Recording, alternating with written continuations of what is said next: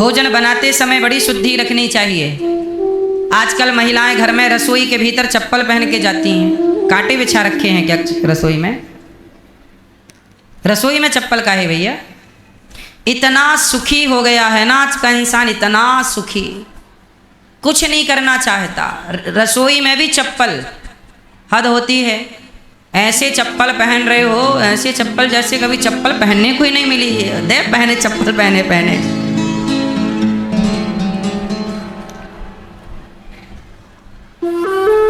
रसोई एक मंदिर है। रसोई को बोलते हैं चौका, जहां 4 चीजें हैं। रसोई में अन्नपूर्णा मां का वास है। बोलो हाँ, रसोई में अन्नपूर्णा है मेरी माँ। रसोई में ही अन्न होता है और वह अन्न ही सब कुछ होता है। नहीं, इसलिए रसोई एक मंदिर है। इसलिए हमारे पुराने जमाने की माताएं अपने चूल्हे को गाय के गोबर से लीपा करती थी, पोता करती थी। रसोई को भोजन बनाने के बाद तुरंत चूल्हे को गाय के गोबर से साफ करती थी, बर्तन साफ करती थी। भोजन बन गया, बर्तन साफ करके रख दिया।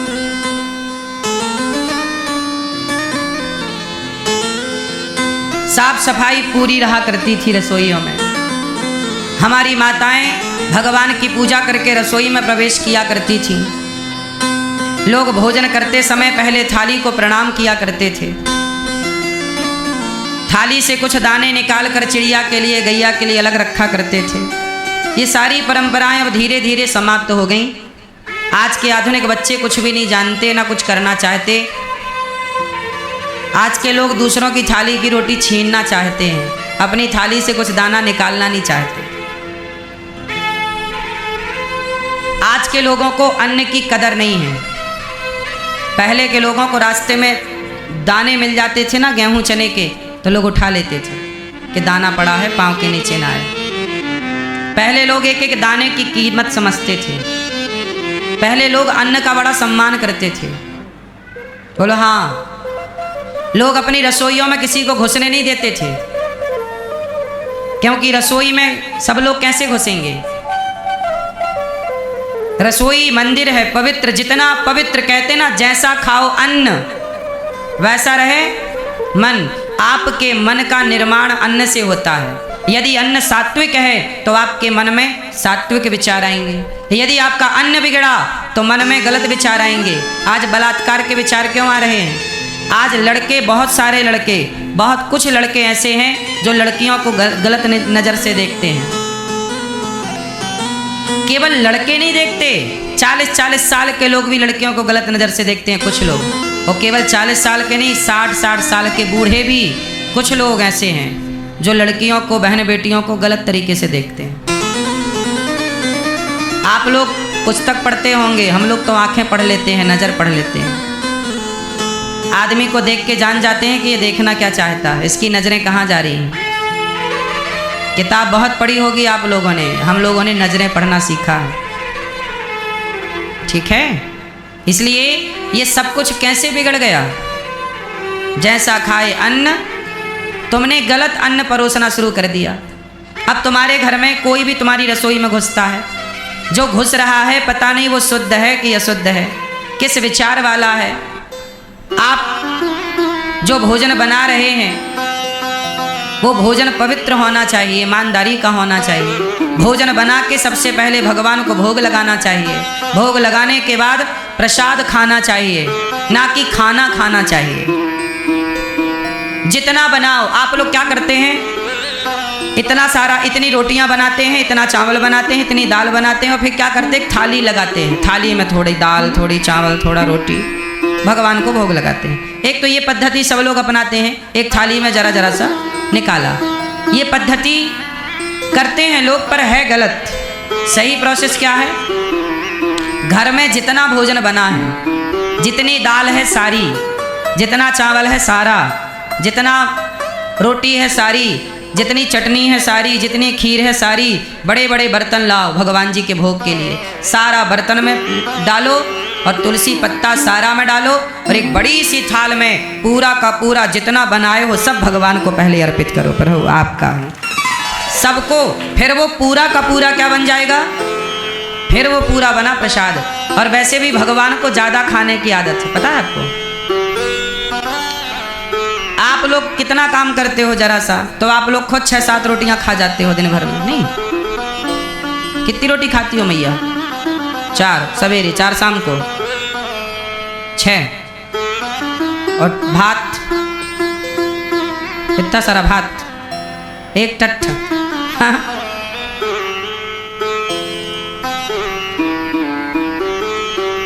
आप लोग जब इतना खाते हो जबकि आप थोड़ा सा काम करते हो, जबकि भगवान जितना काम करते हैं। भाव क्या, हमारे जगन्नाथ जी कितना भोग लगाते हैं, भगवान जी को ज्यादा भोग लगाना चाहिए।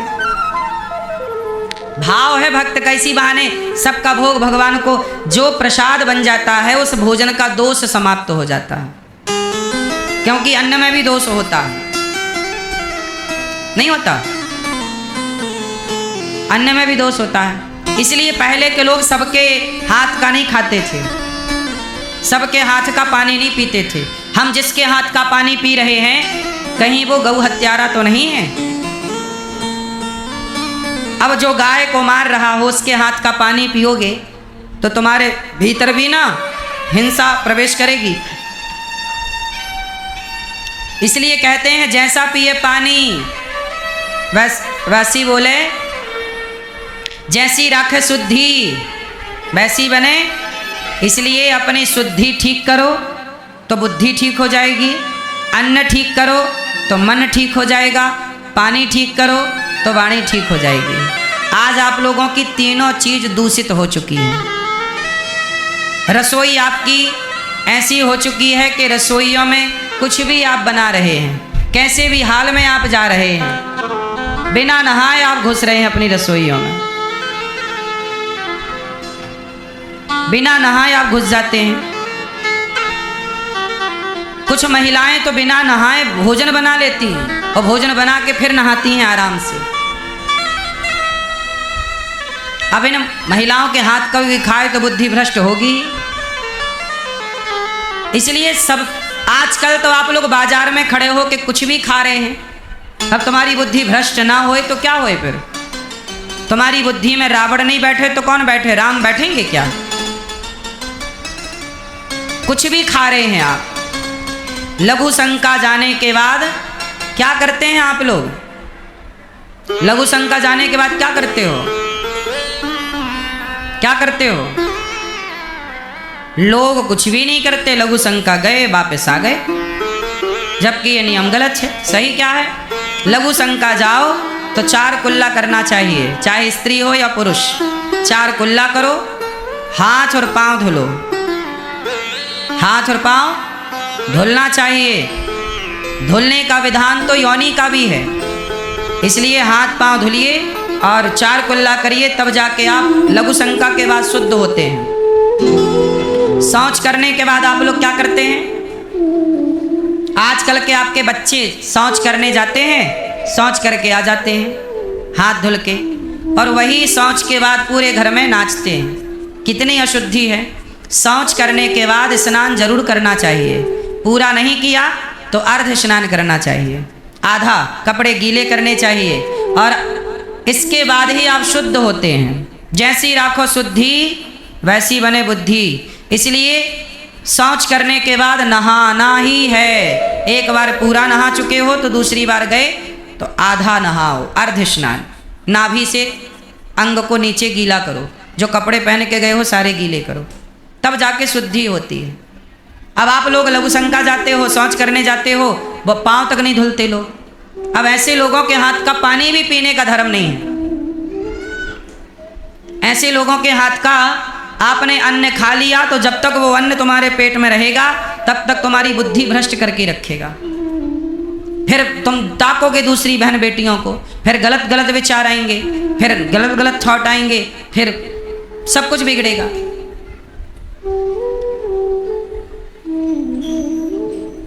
इसलिए कहता हूँ ये सब मजाक नहीं है, ये सब रहन सहन की एक परंपरा रही है, जो परंपरा आज की आधुनिकता में प्रायः लुप्त हो गई, जिसे आज कोई स्वीकार करना नहीं चाहता। क्यों मैया? पहले के लोग क्या करते थे? शौच के बाद स्नान करते थे या नहीं? बोलो हाँ। पहले के आपके नाना, आपके दादा देखा होगा, पहले के लोग लघु शंका करने जाते थे तो हाथ में पानी लेकर जाते थे। लघु शंका करने के बाद क्या लेके जाते थे? गिलास में पानी, क्योंकि पानी से वो कुल्ला भी करेंगे, उसी पानी से प्रक्षालन होगा। और वो बैठ के लघु शंका करते थे पहले के पुरुष, बैठ के। आज का आदमी तो खड़े होके ही वो कुत्तों की तरह लघु शंका करता है। तो कुत्ते में और तुम में अंतर ही क्या रहा? इसलिए आजकल के लोग प्रायः कुत्ते के स्वभाव के हो चुके हैं। आजकल लोगों का स्वभाव कैसा है? कुत्तों की तरह, दिन भर लड़ाई, कुत्तों की तरह दिल भर भौंकना। कुत्ता जैसे किसी भी कुत्ता देखना अपनी प्रजाति के किसी भी मादा को देखता है तो पीछे पीछे घूमने लगता है, कहीं कहीं कहीं कहीं करते हुए। ऐसे ही आजकल के लोग हैं कुत्तों की तरह, किसी भी बहन बेटी को देखे तो उसी को ताकते रहते हैं। ये सारे संस्कार जो बने हैं ये गलत रहन सहन, गलत खान पान से बने हैं। यदि आप इन्हें ठीक कर लो तो सब बेहतर अभी भी हो सकता है। सुखदेव जी कहते हैं ज़्यादा हाय हाय नहीं करना चाहिए, पैसा कमाना चाहिए साहब। कितना पैसा कमाना चाहिए? कितना पैसा कमाना चाहिए जीवन में? आप बताओ कितना पैसा कमाएं? बताओ खुश रहने के लिए क्या चाहिए? सब लोग बताओ। सवाल है आप लोगों से। मैया, ओ पीली मैया, जा रही हो मेरी माँ? नहाने का बोल दिया तो बुराई लग गई क्या मेरी माँ? नहीं।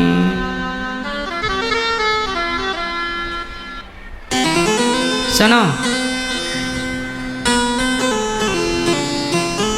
कितना पैसा कमाना चाहिए जीवन में? खुश रहने के लिए क्या करना चाहिए? सब बताओ, खुश रहने के लिए क्या करना चाहिए? मैया बताओ, खुश रहने के लिए क्या करना चाहिए? कितना कमाएं कि खुशी मिल जाए? क्या करें कि खुश रहें? हम क्या करें मैया कि हम खुश रहें? बताओ।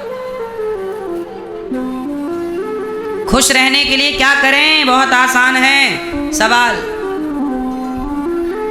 क्या करें? चश्मा वाली मैया, खुश रहने के लिए क्या करें?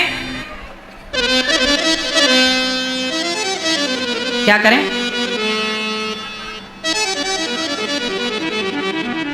दो रोटी खाएं और 4 खाना हो तो ना खाएं। चश्मा वाली मैया, आप खुश रहने के लिए क्या करें?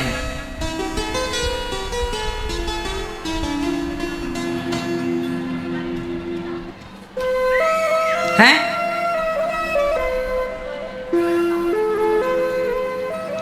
खुश रहने के लिए क्या करें? सोचिए, इतना आसान प्रश्न है। कभी ये प्रश्न आप लोग अपने आप से करिएगा। खुश रहने के लिए सारी दुनिया भाग रही है। पूछो क्यों भाग रहे हो भैया?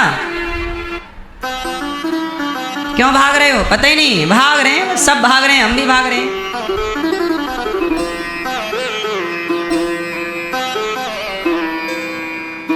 सबको भागना है। क्यों भागना है? पता नहीं। खुश रहने के लिए क्या चाहिए? पता नहीं। खुश कैसे रहें? पता नहीं। बस भाग रहे हैं। वो चिल्ला रहे, हे भगवान तुमने हमें सुख दिया ही नहीं, सुख दिया ही नहीं दिया। शिकायतें हजार हैं, पर सवाल पूछा जा रहा है कि खुश रहने के लिए क्या करना चाहिए। तो सुनो क्या करना चाहिए। यदि आप खुश रहना चाहते हैं तो बस एक काम करना, जितना ईश्वर ने दिया है उतने में संतोष रखना, संतुष्ट रहना। जो संतुष्ट है वही सुखी है, वही खुश है। जो संतुष्ट नहीं है वो कदापि खुश रहने का मूल मंत्र है मेरी माता। खुश रहना हो तो संतोष, जो दिया है विधाता ने बहुत। बोलो हाँ।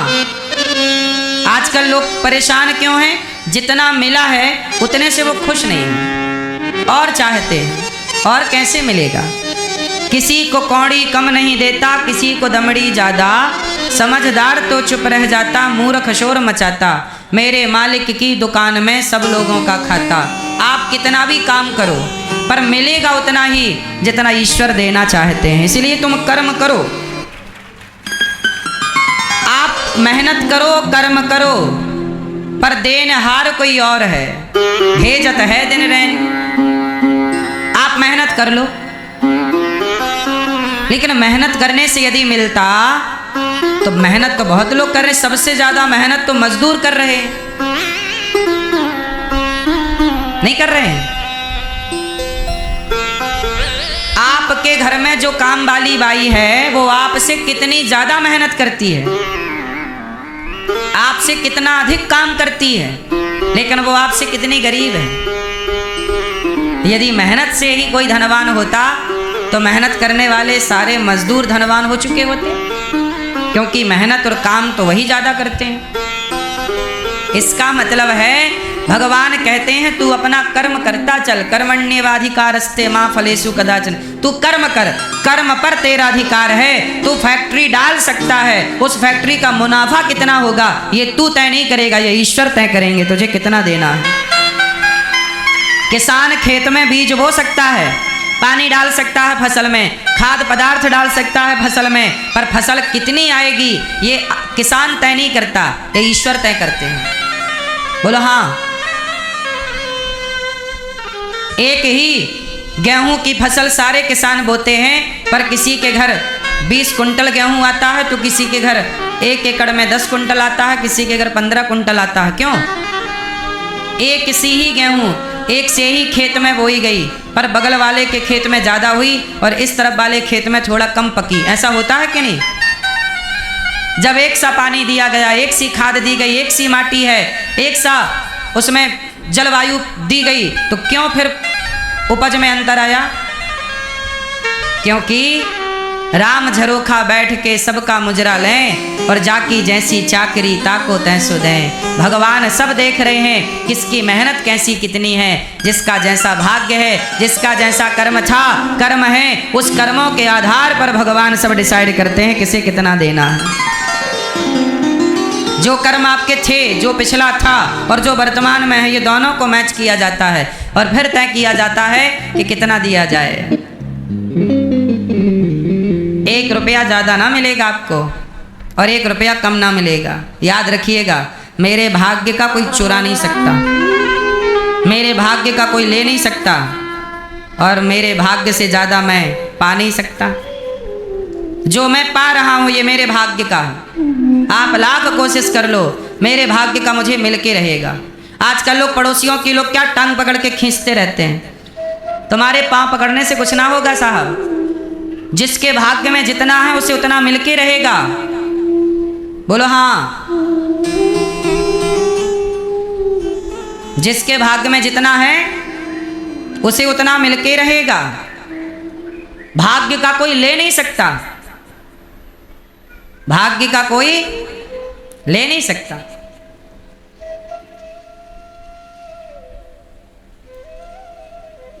आपके भाग्य का कोई चुरा नहीं सकता, कोई छीन नहीं सकता। जो छीन के चला गया वो तुम्हारे भाग्य का था ही नहीं। लोग कहते ना चोरी हो गई, वो तुम्हारे भाग्य का था ही नहीं, इसलिए चला, ज्यादा एक्स्ट्रा आ गया ना तुम्हारे भाग्य से, चला गया। तुम ले ही उतना जाओगे जितना होगा। एक गुबरीला कीड़ा होता है, नाम सुना है? गुबरीला कीड़ा काले कलर का होता है, भौरे के जैसा। भौरा थोड़ा बड़ा होता है। भौरा जानते हो ना? भौरा, भौरा भवरे ने खिलाया फूल फूल को, वही वाला।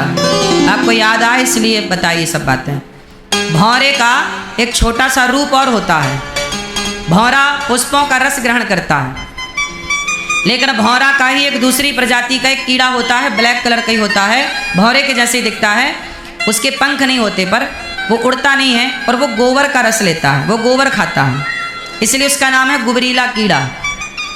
क्यों भैया? देखा आप लोगों ने? पुराने लोग देखे होंगे, अब बच्चों को देखने को नहीं मिलेगा। गुबरीला कीड़ा क्या करता है? गोला बनाता है गोबर का। क्या बनाता है?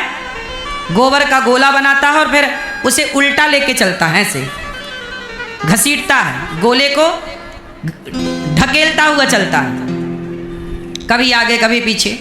और एक गुबरीला कीड़ा गोबर का गोला बनाया और अपने बिल तक पहुंचा, पर जब बिल में पहुंचा तो उसका गोबर का गोला उसके बिल के अंदर घुसे ही ना। क्यों ना घुसे? क्योंकि उसका बिल था छोटा सा और उसने जो गोला बनाया था वो था बड़ा।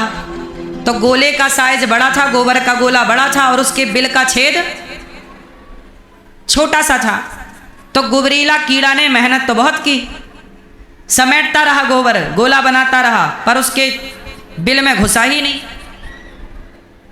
वही हालत हम सबकी है कि हम सारी जिंदगी गोला बनाते रहते हैं, पैसों का, सोने का, चांदी का, ये कमा लो, ये इकट्ठा कर लो, लेकिन जिस दिन हमारी मृत्यु होगी तो मोक्ष का दरवाज़ा इतना छोटा है कि ये सब भीतर जाएगा ही नहीं, हम अकेले ही जाएंगे, सब यहीं धरा का धरा रह जाएगा। मोक्ष का दरवाज़ा जरा सा है, दरवाज़ा कितना सा है? छोटा सा, और हम लोग इकट्ठा करते हैं इतना सारा, और सब यहीं का धरा छोड़ छोड़ के हम चले जाते हैं। और जब तक जिंदा थे तो प्रेम से कभी भगवान का भजन नहीं किया, शांति से कभी परमात्मा की तरफ देखा नहीं, हाय हाय करते करते मर गए। जिसके लिए मर गए वो सब धरा के धरा रह गया। तो फिर फायदा क्या? खुशी कहाँ मिलती है? जितना है काम करना चाहिए साहब, काम करो, पैसे कमाओ, पर परेशान होके नहीं कमाना चाहिए। हम चटनी रोटी खाएंगे पर परेशान होके नहीं कमाएंगे। क्या कहते हो आप? परेशान होके, अब देखो विजय माल्या जैसे लोग, इनके बहुत ज़्यादा कमाने का मन था, बैंक से लोन लिया, बाद में भागे भागे फिर रहे हैं। तो ऐसा धन भी किस काम का जो तुम्हारी अपनी मिट्टी से तुम्हें दूर कर दे, अपनी भूमि से तुम्हें दूर कर दे? ऐसी दौलत का करोगे क्या? जो दौलत तुम्हें अपने देश से दूर कर दे, अपनों से दूर कर दे, बदनाम कर दे, चोरी का। देखो उसने बैंक का कर्जा ले लिया, क्या जरूरत थी इतना कर्जा लेने की साहब? अपना खाते ना, 4 रोटी, नमक रोटी, दाल रोटी में मस्त थे, तुम भूखे भी नहीं मर रहे थे, अपना कमाते। थोड़ा बहुत लोन लिया था, ठीक है, चुकाते। इतना बड़े क्या है, सबको धन्ना सेठ बनना है आजकल, सबको क्या बनना है? बड़ा आदमी। और आपको ये पता ही नहीं है कि बड़े आदमी बनने के फायदे हैं कि नुकसान है। चलो बताओ, बड़े आदमी बनने के फायदे हैं कि नुकसान है? बड़े आदमी बनने के बहुत नुकसान है। क्या नुकसान है? हम कहते हैं आप सब बड़े आदमी जरूर बने, पैसे खूब कमाना चाहिए, बड़े आदमी आप भी बनो, पैसे कमाओ, ईमानदारी से कमाओ, बेईमानी से नहीं। बड़े आदमी बनो, ईमानदारी से बनो। बेईमानी करके अब आप बैंक से कर्जा लिया, चुकाए ही नहीं, ये कौन सी समझदारी है? आपने किसी से पैसे उधार लिए, आपने दिए ही नहीं, ये कौन सी समझदारी है? आपने किसी का मर्डर करा दिया, 10 लाख रुपए ले लिए, आपने मर्डर कराने का धंधा शुरू कर दिया, इससे पैसे कमाए, ये कौन सी समझदारी है? पैसे कमाना जरूरी है, जितना ईश्वर दे रहे हैं उसे पर्याप्त मानो, जो प्राप्त है वो पर्याप्त है। चलो बताओ, सबसे बड़ी दौलत क्या है? सबसे बड़ा धन क्या है? मैया बताओ, सबसे बड़ा धन क्या है? कौन सा धन? कौन सा धन? सबसे बड़ा धन है संतोष। ठीक है, ये तो बात कर ली ना हमने, संतोष होना चाहिए। अब हम थोड़े से आगे बढ़ना चाह रहे हैं। बताओ, सबसे बड़ा धन क्या? सबसे बड़ा सुख क्या है? सबसे बड़ा सुख क्या है? जानती हो? आत्मा का सुख। मैया, आत्मा का सुख। चलो बताओ, सबसे बड़ा सुख क्या है? बोलो। सबसे बड़ा सुख है निरोगी काया। बोलो हाँ कि ना? सबसे बड़ा सुख कौन सा? जोर से मैया, सबसे बड़ा सुख कौन सा? निरोगी निरोगी शरीर। आप यदि रोगी हैं तो आप करोड़पति हैं, कोई मतलब नहीं। आप जिस दिन रोगी हो जाओगे तो डॉक्टर से कहोगे, डॉक्टर साहब हमारी पूरी संपत्ति ले लो पर हमें इस रोग से मुक्त कर दो। जो दौलत आप कमाए हो वो एक चुटकी में आप देना चाहोगे, मतलब उस दौलत की कोई कीमत नहीं है आपके स्वास्थ्य के आगे। बोलो हाँ। इसलिए आप यदि स्वस्थ हैं तो ईश्वर का दिन रात धन्यवाद दो कि प्रभु आपका थैंक यू, धन्यवाद। इसलिए सबसे बड़ा शरीर का सुख है। योग किया करो तो निरोग रहा करोगे, योग करोगे तो निरोग रहोगे, पहला। दूसरा, जब शरीर अच्छा होगा तो दाल रोटी कमा ही लोगे तो ईमानदारी से कमाओ, पेट भरो। क्योंकि कितना भी पैसे के पीछे भाग लो, वो पैसा आपको सुख देता तो रावण सुखी हो जाता ना साहब, उसकी तो लंका सोने की थी। पैसों में सुख होता तो बड़े बड़े पैसे वाले सुखी होते, पर बड़े बड़े पैसे वाले परेशान हैं। इसका मतलब यह हुआ कि पैसा सुख नहीं देता। पैसा हमारी जरूरतें पूरी कर सकता है, आवश्यकताएं पूरी कर सकता है। सुख कौन देता है? निरोगी शरीर हो और इस शरीर से प्रभु का चिंतन हो और परिवार हो प्रसन्न चित्त से। आप जितना पा रहे हैं उसमें ईश्वर का धन्यवाद करके बच्चों को बेहतर संस्कार दें, यही एक बेहतर जीवन है। बहुत बढ़िया जीवन जीना है, हाय हाय से बचिए। आजकल सबको क्या चाहिए? पैसा। आजकल तो कुछ लड़कियां शादी करती हैं, शादी के 4 दिन बाद तलाक चालू। चलो भैया जितना है आधा दे दो। मतलब शादी नहीं थी, वो एक बिजनेस हो गया है। शादी करो तलाक ले लो, 2-4 करोड़ कहीं नहीं गए। पैसे वाला है तो, सामान्य आदमी है तो 10-20 लाख तो कहीं नहीं गए। क्यों जी, बात सही है? आजकल सबको पैसा, इसी पैसे के चक्कर में ना रिश्ते खराब हैं। लोग जिंदगी जी नहीं पा रहे हैं, परेशान हैं। आजकल स्त्रियों को क्या चाहिए? कुछ स्त्रियां पैसा चाहिए। पहले की स्त्रियां पति को चाहती थीं, पैसा नहीं। आजकल तो सीधा पैसे हैं तो दो। आजकल तो छोरा की शादी करना मैया, पहले तो दहेज मिलता था, अब तो कई गुना देने की पहले व्यवस्था रख लेना, फिर शादी वादी करना।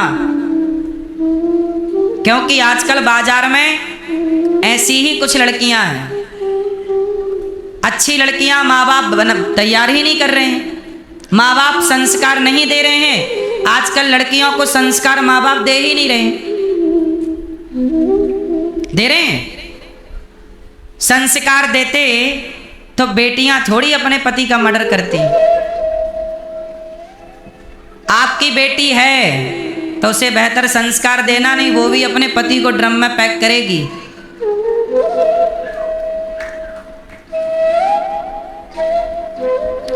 और तुम्हारे घर भी एक बेटा है, उसे भी बचाना ड्रम में पैक होने से। क्योंकि आपकी बेटी किसी और के घर जाएगी और किसी और की बेटी आपके घर में आएगी। कुल मिला के खेल बेटियों का है। बेटियों को संस्कार माँ बाप ने देने शुरू कर दिए तो बहुएं अपने आप अच्छी हो जाएंगी। बहुएं गलत इसलिए हो रही हैं कुछ, क्योंकि बेटियों को माँ बाप संस्कार बेहतर नहीं देना चाहते। आजकल बेटियों से माँ बाप कोई काम ही नहीं कराते। बेटा तू कुछ मत कर, माँ बाप के घर आनंद से रहे। जब तुम माँ बाप के घर में काम ही नहीं करेगी तो ससुराल में क्या करेगी? ससुराल में जाएगी तो वहां तो कुछ ना कुछ काम करना ही पड़ता है। तो काम करने के संस्कार आपने दिए ही नहीं। परिवार को कैसे निभाना है, कैसे चलाना है, कैसे 2 बातें बर्दाश्त करनी है, कैसे सहनशीलता को डेवलप करना है, ये आपने कभी पढ़ाया नहीं, सिखाया नहीं, तो क्या सीखेंगे फिर? बात समझ में आ रही है? सही बताओ, बहुएं गलत हैं कि बेटियां गलत हैं? उत्तर दो। हैं? एक ही बात नहीं है मेरी माँ, बच रही हो तुम। बताओ गलत कौन है? बहुएं गलत हैं कि बेटियां? बोलो बोलो। क्योंकि बहू बाद में है, वो बहू पहले क्या है? बेटी है। तो बेटी के संस्कार ही बहू के संस्कार कहलाते हैं। तो बहू के संस्कार खराब हैं, मतलब बेटी के ही संस्कार बुरे थे। और बेटी के संस्कार बुरे हैं, मतलब बेटी के माँ बाप के संस्कार बुरे हैं। माँ बाप की परवरिश में कमी रह गई। आप कितने लोगों को अच्छी बहू चाहिए? बोलो। ड्रम वाली चाहिए कि हनीमून वाली चाहिए, खून कर दे हनीमून के बहाने?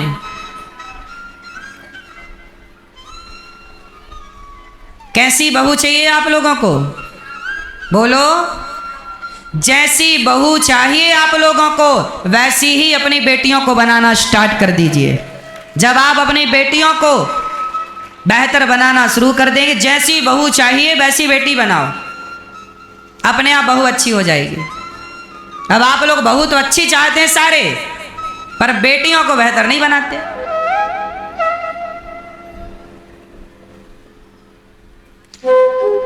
सास चाहती है कि मेरी बहू पूरे घर का काम करे।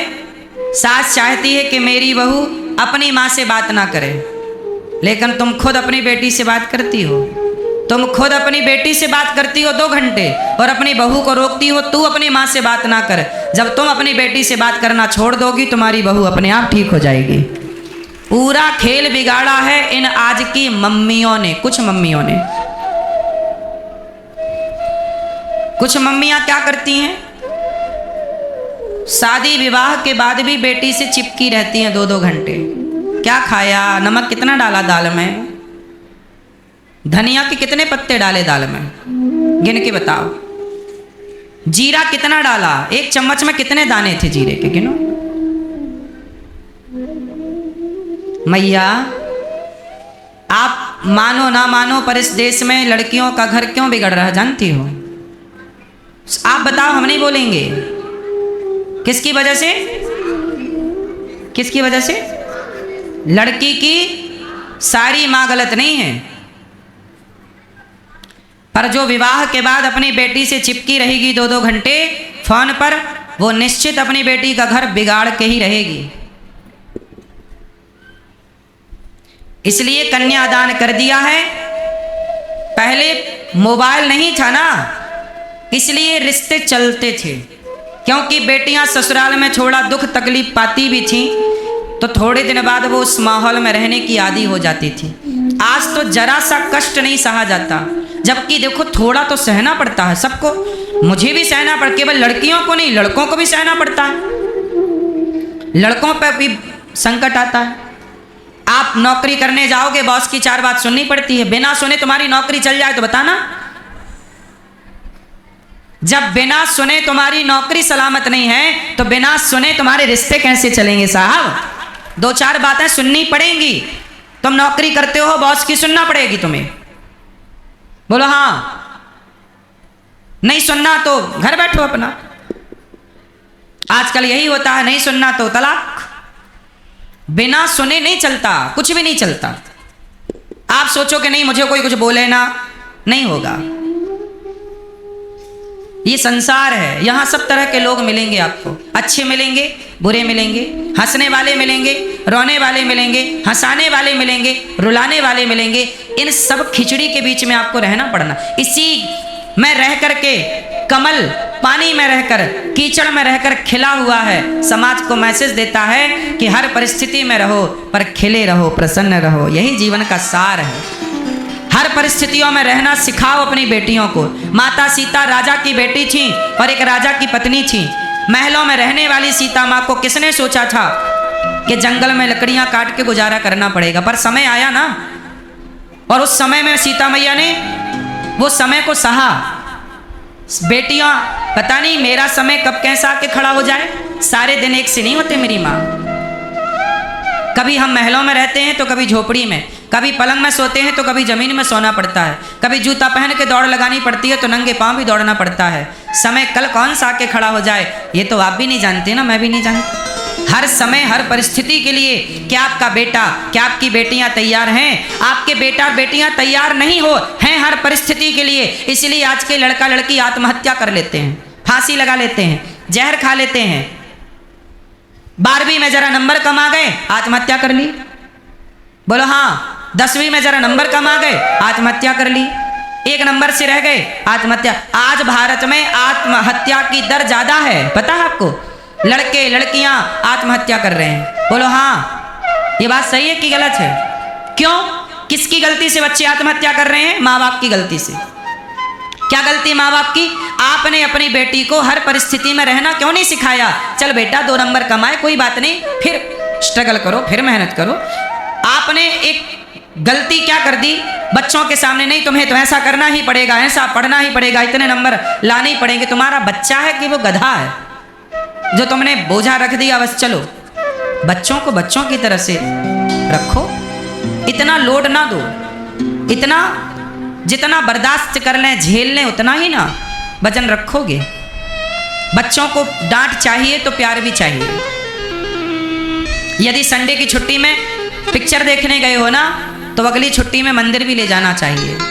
यदि आप अपने बच्चे को मॉल घुमाने ले गए हो, तो अगली छुट्टी में सत्संग भी लाना चाहिए। यही तो बैलेंस है। आप लोग क्या हमेशा ही एक तरफ चलते हो?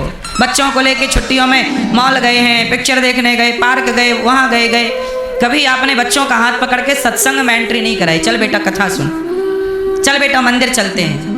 कभी चल बेटा आज छुट्टी है, आज चलो रामचरितमानस पढ़ते हैं, चलो आज गीता पढ़ते हैं, चलो आज रामायण की बात करते हैं, चलो आज महाभारत की कुछ बातें करते हैं। संस्कार कहाँ से आएगा? तुम्हारे बच्चे हर परिस्थिति के लिए तैयार कहाँ से होंगे? वरना ऐसे तो आत्महत्या करते जाएंगे बच्चे। लड़कियां भी आत्महत्या कर रही हैं, लड़के भी आत्महत्या कर रहे हैं, जरा सी बात पर, हाँ या ना? इसलिए भीतर से मजबूत चाहिए। और ये सारी जिम्मेदारी माँ बाप की है। आजकल जिम्मेदार माँ बाप ही नहीं है। दोष किसका है? चाणक्य नीति में कि श्लोक आया है माँ बाप के लिए, माता शत्रु पिता वैरी ये न बालो न पाठितः न शोभते सभा मध्य हंस मध्य बको यथा। वह माता पिता शत्रु है जो माता पिता अपने बच्चे को योग्य संस्कार नहीं देते। माता पिता क्या है बच्चे के? दुश्मन। कौन से माँ बाप? जो माँ बाप अपने बच्चों को संस्कार नहीं देते, हर परिस्थिति में रहना नहीं सिखाते, हर माहौल में जूझना नहीं सिखाते, वो शत्रु है। हम लोग ऐसे माहौल में रहे हैं कि हर माहौल में रह सकते हैं। पेड़ की डाल में सो सकता हूं मैं, पेड़ के ऊपर अपना जीवन गुजार सकते हैं, पेड़ के ऊपर हर परिस्थिति में। तालाब का किनारा हो, नदी का किनारा हो, जंगल हो, शमशान, मैं शमशान में भी रह सकता हूं। शमशान में एक रात रहा हूं मैं, शमशान में भी मैं रहा हूं एक रात। समय कहां ले जाके खड़ा कर दे, लिखा किस्मत का कोई नहीं जानता। भागोगे तो कहां जाओगे? भाग के भागो फिर। इसलिए भागने का नहीं, डट के लड़ने का। परिस्थितियों से लड़ना है, और परिस्थितियों से लड़ना जो सीख गया वही जीत गया, जो नहीं लड़ पाया वो हार गया। इसलिए केवल कागजी पढ़ाई ही सब कुछ नहीं है साहब। आजकल स्कूलों में जो पढ़ाई हो रही है ये केवल पेट भरू पढ़ाई है। आप जितना भी पढ़ लोगे उस पढ़ के क्या करोगे? केवल नौकरी कर पाओगे, पैसे कमाओगे। पैसे बस जिंदगी में पैसा बस ही सब कुछ नहीं है, पैसे के बाद भी बहुत कुछ होता है। बोलो हाँ। पैसे से ही सब होता तो पैसे वाले सुखी हो जाते। पैसा ही सब कुछ नहीं है साहब, पैसे के बाद भी बहुत कुछ लगता है। वो सब कुछ कैसे आएगा? संस्कार उसी का नाम। इसलिए सबसे सुखी कौन? निरोगी काया वाला। जितना ईश्वर दे रहे हैं उसमें प्रसन्न, ज्यादा हाय हाय नहीं। परमात्मा ने जो दिया है उसमें ईश्वर का धन्यवाद करना चाहिए।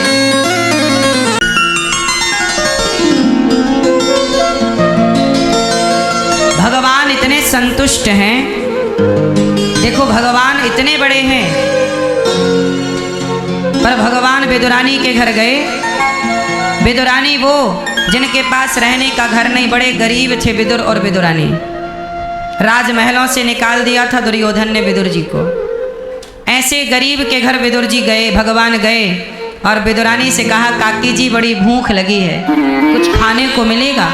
काकी जी पकती साग देखती हैं, बोले ये साग सूखी क्या कन्हैया खाएंगे? तो केला तोड़ कर ले आई। केला छीलती गई, भाव में डूब गई, फल फेंकती गई, छिलका देती गई। और हमारे भगवान ऐसे हैं कि भक्त के भाव को स्वीकार करते हैं। छिलका दिया काकी जी ने तो भगवान छिलकों का ही भोग लगा लिए कि चलो मेरे भक्त ने जो दिया है वो स्वीकार।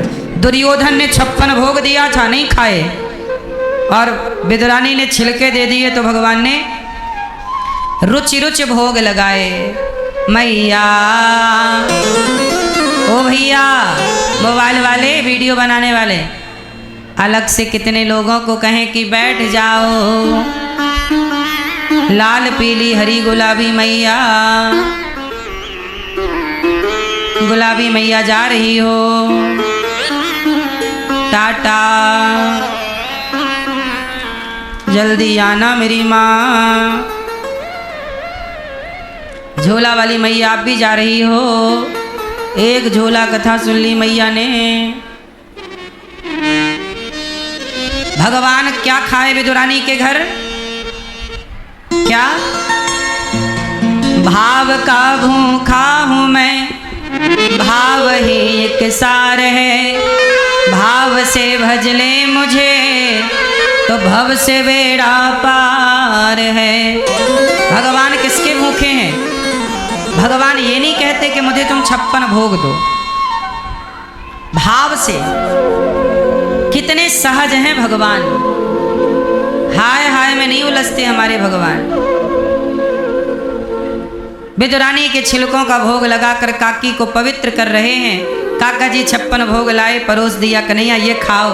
कन्हैया ने खाते हुए कहा, काका जी जो स्वाद मुझे उन छिलकों में आया वो आपके 56 भोग में नहीं।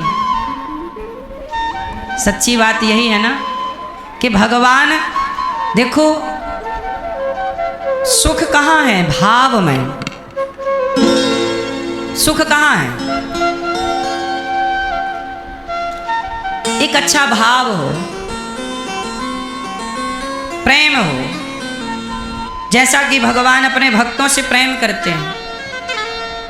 सुदामा ने चावल परोस दिए, चावल दिए, कच्चे चावल कौन खाता है? चिवड़ा था, पोहा। चिवड़ा कौन खाता है? कच्चा। खाते हैं लोग तो दही डाल के खाते हैं, दही चिवड़ा। कच्चा तो कोई नहीं खाता कि चिवड़ा लिया और खा गए। लेकिन भगवान के पास जब सुदामा जी आए, सुदामा जी ने 4 मुट्ठी चिवड़ा दिया तो उठा लिए और खा लिए कि नहीं? चाहते तो दही मिला के खाते, उसका पोहा बनाते प्रॉपर तरीके से, तब खाते। नहीं, भक्त ने जैसा दिया है वैसा। भगवान केवल भक्त के प्रेम को चाहते हैं। आपने भगवान को क्या खिलाया ये मतलब नहीं है, किस भाव से खिलाया। भगवान विदुर जी पर कृपा करके चले गए। जब विदुर जी पर भगवान ने कृपा की, मैत्रेय जी से विदुर जी ने कहा कि भगवान संसार में किस तरह से लीला करते हैं। तो बताया मैत्रेय जी ने कि भगवान अब देखो सृष्टि किस तरह से बनी। जरा ये प्रसंग ध्यान से सुनो, ये कथा भागवत जी की है। राजा परीक्षित जी पूछ रहे हैं शिवदेव जी भगवान से कि संसार कैसे बना। तो सुनो कैसे बना संसार। सबसे पहले भगवान श्रीमन नारायण की नाभि से कमल उत्पन्न हुआ। कमल में ब्रह्मा जी प्रकट हुए। ब्रह्मा जी ने सृष्टि प्रारंभ की। सबसे पहले ब्रह्मा जी ने सनकादियों को प्रकट किया, सनक, सनंदन, सनातन, सनत कुमार। इसके बाद ब्रह्मा जी के भ्रकुटी से भगवान शंकर का प्राकट्य हुआ। इसके बाद 12 भगवान प्रकट हुए। बोलिए 12 भगवान की, जिन्होंने हिरण्याक्ष को मारकर पृथ्वी की स्थापना की। फिर इस पृथ्वी पर सबसे पहले ब्रह्मा जी के मानस पुत्र इत्यादि मानसी पुत्र हो चुके। उसके बाद मनु और शत्रुपा का प्राकट्य हुआ। कौन पहले प्रकट हुए? मनु और मनु शत्रुपा से संसार का क्रम चला। मैथुनी सृष्टि कहाँ से स्टार्ट हुई? मनु शत्रुपा से। मनु शत्रुपा की 5 संतानें हुई, 3 बेटियां 2 बेटे। इस संसार में पहले कौन आया, स्त्री या पुरुष? मुर्गी आई कि अंडा आया? ये बड़ा सवाल है ना। कौन आया बताओ? पहले संसार में कौन आया, स्त्री या पुरुष, नर या मादा? बोलो मैया, क्या बोलती तू? हाँ, इस संसार में सबसे पहले स्त्री आई और उस पहली स्त्री का नाम था आकुति। फिर दूसरी स्त्री आई देवहूति, फिर तीसरी स्त्री आई प्रसूति, फिर चौथे नंबर पर प्रियव्रत और उत्तानपाद आए। ये क्रम है। पहले स्त्री आई, इसलिए हम लोग पहले स्त्री का नाम लेते हैं, बाद में पुरुष का। पहले सीता राम, राधे कृष्ण, लक्ष्मी नारायण। इसलिए जितने भी हमारे भारत में देवियों के स्थान हैं सारे पहाड़ के ऊपर हैं। दुर्गा, मैहर वाली शारदा माता हो, केला माता हो, ज्वाला माता हो, है ना, जितनी भी माताएं हैं सब कहाँ हैं? ऊपर। क्यों? क्योंकि बड़े का स्थान ऊंचा है, बड़ी है, प्रथम है ना वो। इसलिए लोग कहते लेडी फर्स्ट, यही अर्थ है, पहले वही आई इसलिए फर्स्ट। बात समझ में आई? मनु जी की 3 बेटियां हुई। आकुति का विवाह रुचि प्रजापति से हुआ, जिनके यहाँ यज्ञ भगवान हुए। यज्ञ भगवान का विवाह दक्षिणा माता से हुआ। यज्ञ की पत्नी कौन? दक्षिणा। इसलिए कहते हैं दक्षिणा दी जाती है ना यज्ञ के बाद, वो दक्षिणा के बिना यज्ञ ही पूरा नहीं होता, क्योंकि यज्ञ नारायण भगवान की पत्नी ही दक्षिणा है, इसलिए दक्षिणा दी जाती है। कोई भी यज्ञ तब पूरा होता है जब दक्षिणा होती है। बोलो हाँ। इसलिए जब बेटी का विवाह होता है तो पंडित जी को दक्षिणा, वो भी यज्ञ होता है ना, पंडित जी यज्ञ कराते हैं, दक्षिणा। और मेहमान आते हैं तो आप मान दानों को भी दक्षिणा देते हो, दान दक्षिणा दे के विदा। बुआ है, फूफा है, बोलो हाँ। दक्षिणा नहीं दो तो फिर बुआ बोलती भी है।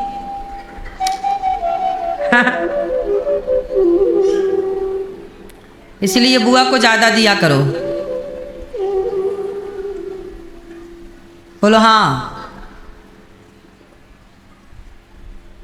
तो यही बुआ जी बैठी हैं।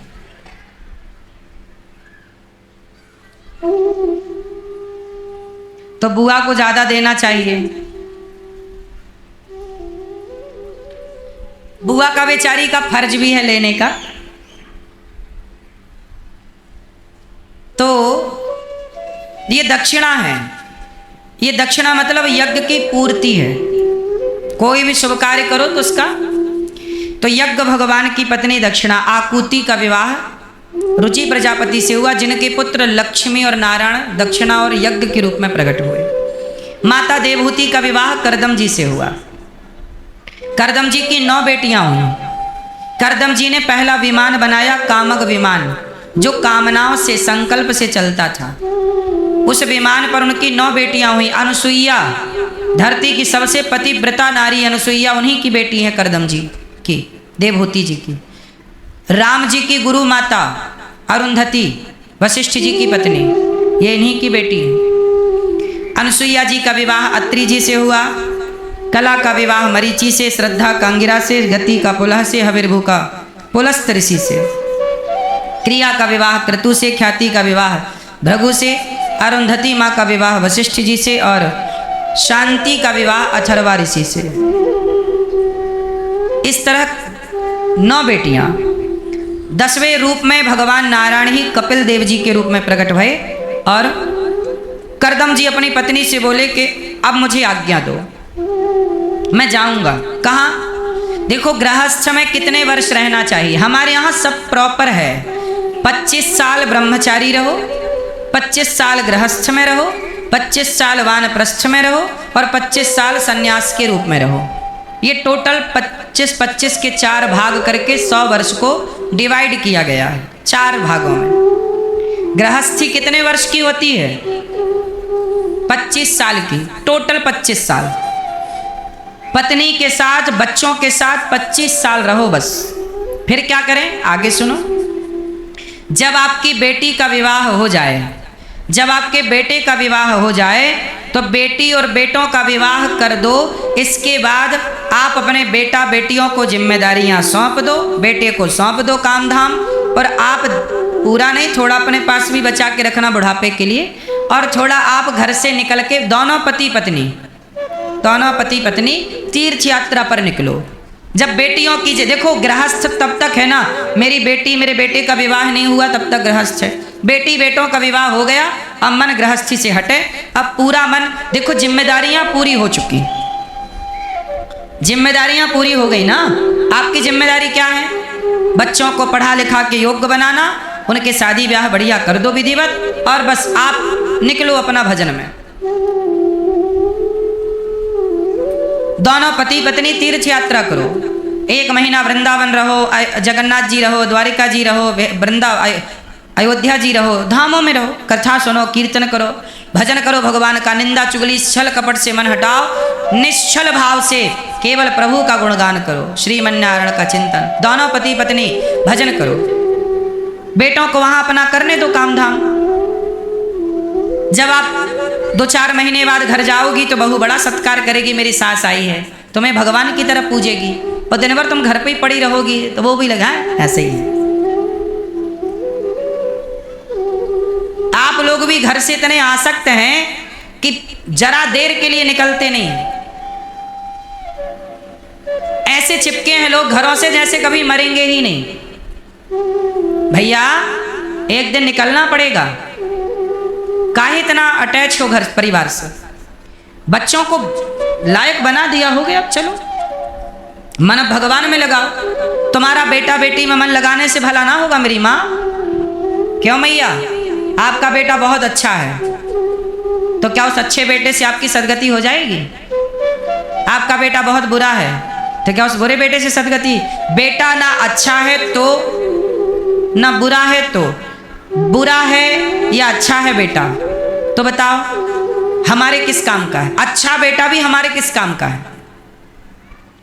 अच्छा बेटा हमारी ज़्यादा सेवा करेगा तो हम उस अच्छे बेटे के पास ही चिपके रहेंगे, हमारा मन उसी बेटा में लगा रहेगा, उसी पोता पोती में उलझा रहे। इससे क्या होगा? हम बेटा बेटी में मन लगाए लगाए मर जाएंगे, हमारी दुर्गति हो जाएगी। बोलो हाँ। इसलिए हमें ऐसा बेटा चाहिए जो बेटा बहुत जिम्मेदार हो, अपना कमाए, अपना खाए, अपनी खुश रहे जिंदगी में, अपने माँ बाप का ख्याल रखे। पर माँ बाप की अपनी जिम्मेदारी है कि आप अपने बेटा बेटी से मन हटाओ, और जितना मन बेटा बेटी में लगा उतना भगवान में लगाओ, कल्याण होगा। तुम्हारी सदगति इसी में है, वरना तुम लगाए रहो बेटे में मन, दुर्गति ही होनी है और कुछ नहीं होना। बात सही है गलत है?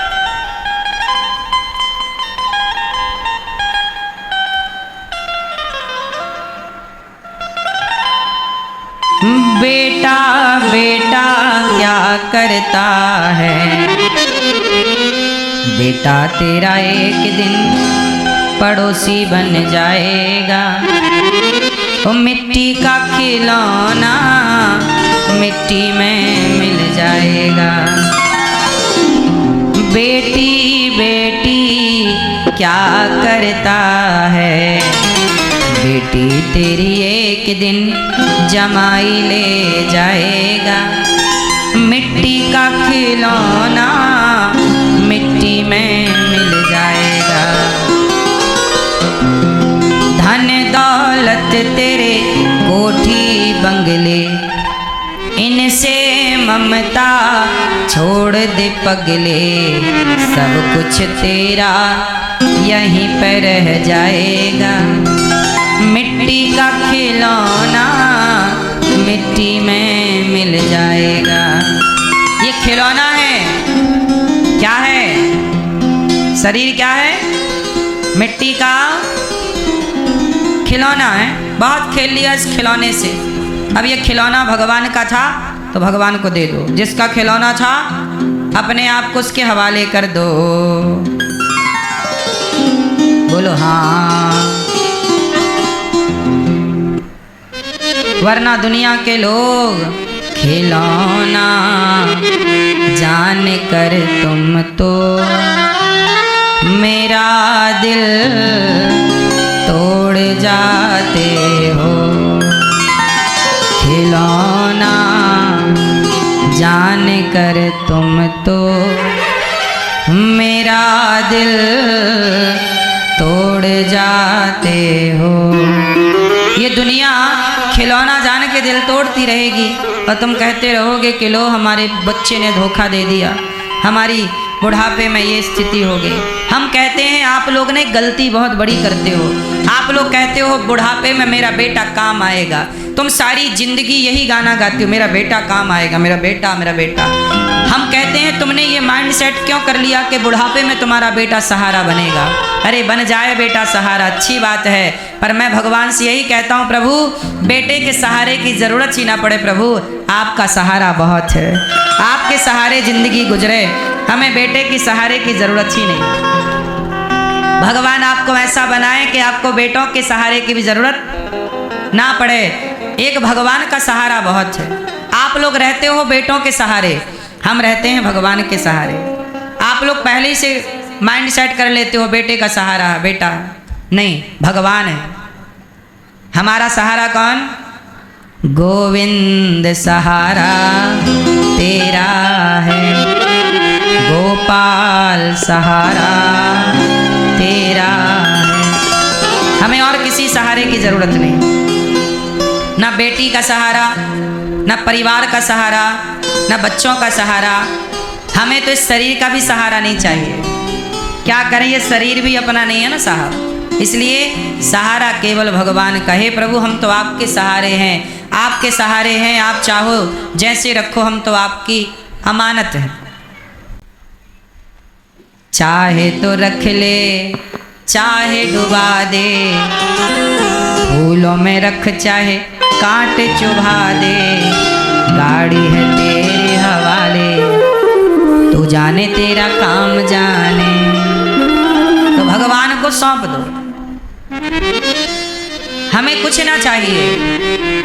आप लोग यदि गलत फहमी में हो कि बेटा सहारा बनेगा तो ना रहो इस गलत फहमी में। भगवान सहारा बनेंगे केवल,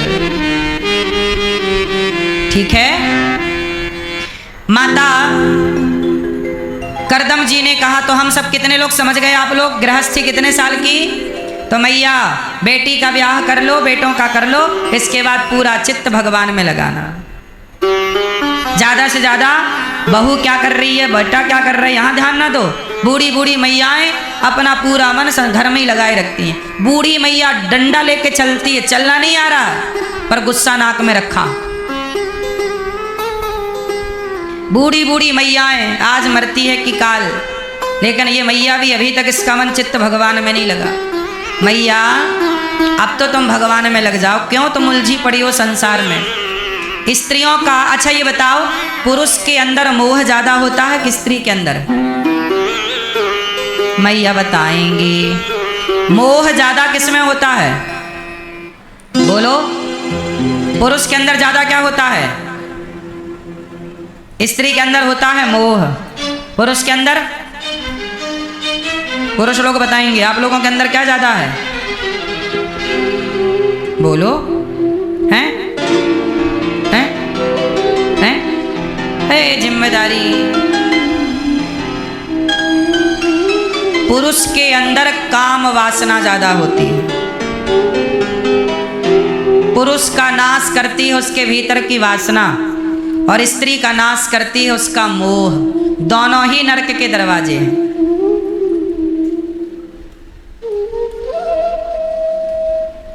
स्त्रियां यदि अपना मोह हटा लें तो तुम तो जिंदा ही मुक्त हो मेरी माँ। तुम्हारा उद्धार जल्दी हो सकता है, मोह छूट जाए तो। पर देखा ना डोकरियां बिल्कुल बूढ़ी बूढ़ी पोता, मेरा पोता, मेरा बेटा, मेरी बेटी, मेरा ये इससे निकल नहीं पाती। बोलो हाँ। और इसी में रहती रहती टैं हो जाती है। अब क्या याद किया नहीं भगवान को मरते समय, तो फिर हिचकोले खाती आओगी दोबारा, 84 के चक्कर में पड़ोगी। इसी जन्म में भगवान का चित्त लगा के, मन लगा के भजन कर लिया होता, तुम्हारा उद्धार हो जाता। और पुरुष लोगों के अंदर होती है, पुरुष के अंदर प्रधान होती है वासना। ये बातें सारे पुरुषों या सारी स्त्रियों के लिए नहीं होती, पर अधिक मात्रा है इन चीज़ों की। पुरुष के अंदर काम वासना ज़्यादा है। बूढ़ा, सुनो, पुरुष के भीतर की वासना 90 साल तक नहीं छोड़ती। आपको क्या लगता है ये बूढ़ा हो गया 90 साल का, ये भले बुढ़ा हो, चलना नहीं आ रहा डंडा लेके, वॉशरूम जाते हैं तो 2 लोग पकड़ के ले जाते हैं, लेकिन उस बूढ़े के भीतर भी वासना भी कूट कूट के भरी है। और ये तब तक रहेगी जब तक आप अपने मन को भगवान में नहीं लगाते, तब तक ये बुराइयां पीछा नहीं छोड़ती। इसलिए कहता हूं सत्संग करो, मन भगवान में लगाओ, वरना तुम्हें क्या लगता है तुम 90 साल के हो जाओगे तो अभी तुम्हारा मन हट जाए तो मुझे बता देना।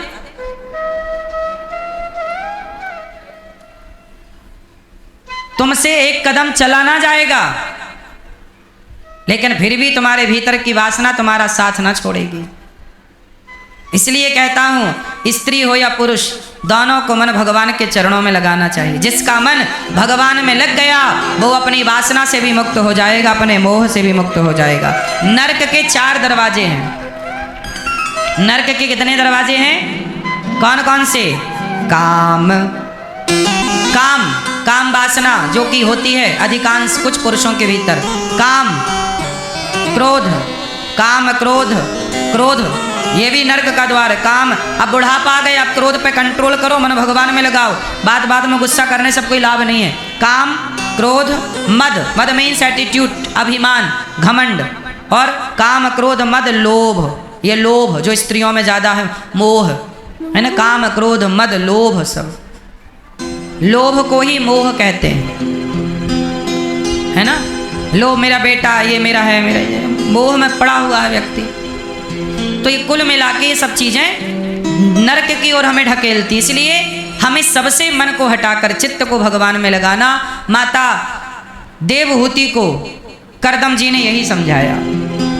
करदम जी चले गए भजन करने, कपिल भगवान ने माता देवहूति से कहा, निर्तितिक्षवः कारुणिकाः सुहृदः सर्वदेहिनां अजातशत्रवः शान्ता साधवः साधुभूषणः। माँ देवहूति से कहा सहनशील बनो माता, जिसका चित्त भगवान में लगा उनमें अपना मन लगाओ। कपिल भगवान ने सांख्य का दिव्य उपदेश किया। भगवान कपिल देव जी ने कहा संतों की संगति करो और अहम सर्वेषु भूतेषु भूतात्मा अवस्थितः सदा। माता मैं सब में अर्थात भगवान सब में है, यही अनुभव करो। देखो शादी हो गई, बच्चे हो गए, बच्चे सेटल हो गए, अब आप क्या करो, धीरे धीरे सब में परमात्मा को देखो, सत्संग करो। इसी से तुम्हारा बुढ़ापा सुधरना है, वरना बुढ़ापे को भी लगाना संसार में तो लगाओ, तुम्हारा नाश ही होगा और कुछ ना होगा। लगाए रहो, फिर क्या होना है। 60 साल के लोग भी शादी कर रहे हैं आजकल, पूछो इनसे शादी करके पाओगे क्या? 60 साल की उम्र में बहुत लोग शादियां कर लेते हैं, 50-55 साल की उम्र में शादी कर लेते हैं, पूछो इनसे क्या पाओगे? काहे शादी कर रहे हैं ये लोग? क्योंकि अभी इनके भीतर की वासना समाप्त नहीं भई, इनका चित्त अभी निर्मल नहीं हुआ, ये उलझे अभी भोग विलास में। ये भोग विलास से पाएंगे क्या? इतना भोगने के बाद भी क्या पा लिया और इतना आगे भोग के भी क्या पाओगे? इससे भला होना होता तो राजाओं की 10-10 पत्नियां थी, क्या कर लिया 10-10 पत्नियों को पाके भी। रावण की पत्नी मंदोदरी थी, लाखों पत्नियां थी रावण की, 1 लाख बेटा थे, जो अच्छी लगे ले आता, उसके संग रहता। लाखों पत्नियां थी रावण की, लाखों के संग वो बलात्कार कर चुका था, लेकिन क्या उसका पेट भरा? इस काम वासना से सीता मैया को चुरा लाया। सीता मैया को चुराया तो नानी याद आ गई, सर्वनाश हो गया। रावण जैसे ज्ञानियों को उसकी वासना ने सर्वनाश तक पहुंचा दिया, तो तुम्हारे भीतर की वासना तुम्हारा कल्याण कराएगी क्या? जो तुम बुढ़ापे में भी शादी का सोच रहे हो।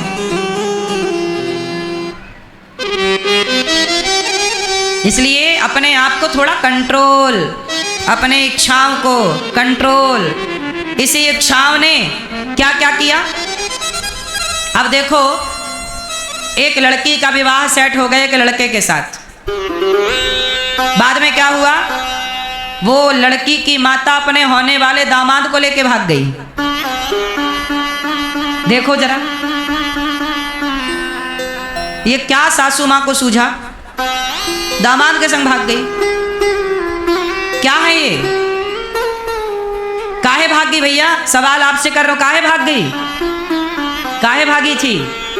क्योंकि उसके भीतर अभी बहुत सारी वासनाएं जिंदा हैं। वो अपनी चमड़ी की भूख मिटानी तो भागी थी, वो क्या करने गई थी? जहां बेटी जवान बैठी उससे शादी, मतलब दामाद तो पुत्रवत होता, बेटे की तरह होता है दामाद। दामाद किसकी तरह होता है? बेटे की तरह। तो अपने बेटे के साथ भाग गई ना है, तात्पर्य तो यही निकल रहा है ना, दामाद बेटा होता है तो बेटे के संग ना भाग गई। अब क्या ये ईश्वर को नजर मिला पाएगी जब मर के जाएगी तो? और यहाँ आप लोगों से हम लोगों से नजर मिला पाएगी? समाज से नजर मिला पाएगी? दोनों तरफ से गई कि नहीं? लोक से परलोक से। किसने उसे गिरा दिया? उसके भीतर की वासना ने। ये जो इच्छाएं हैं ना, इसीलिए कहते हैं अपनी इच्छाओं पे थोड़ा दबा के रखो इन्हें मारो, 4-6 थप्पड़ रोज मारा करो अपनी इच्छाओं को। इतना भी कंट्रोल ना गवा देना कि तुम्हारी वासनाएं तुम्हारा नाश कर दें। ये भूख नाश कराती। इसलिए मेरी मां, मन को भगवान में लगाओगे तो कल्याण होगा, वरना ये वासनाएं किसकी पूरी हुई जरा बताओ कि तुम्हारी होंगी? आदमी जिस दिन मरता है ना, उस दिन भी उसकी इच्छाएं शेष रहती हैं। आप लोग जिस दिन मरोगे मैया, उस दिन भी आपके अंदर कोई ना कोई इच्छा रहेगी। आदमी इच्छाएं, कहते हैं इंसान मर जाता है पर उसकी इच्छाएं नहीं मरती। पर मैं आपसे कहता हूं कि समझदारी इसमें है कि आपके मृत्यु आए उसके पहले अपनी इच्छाओं को मार डालो, सारी इच्छाओं को मार दो। और आप कैसे हो जाओ? निष्काम। कैसे हो जाओ? जैसे प्रहलाद जी थे निष्काम, गोपियां थी निष्काम, भरत जी कैसे थे? निष्काम। हनुमान जी कैसे हैं? निष्काम। जब आदमी निष्काम होता है तब जाके परमात्मा की प्राप्ति होती है।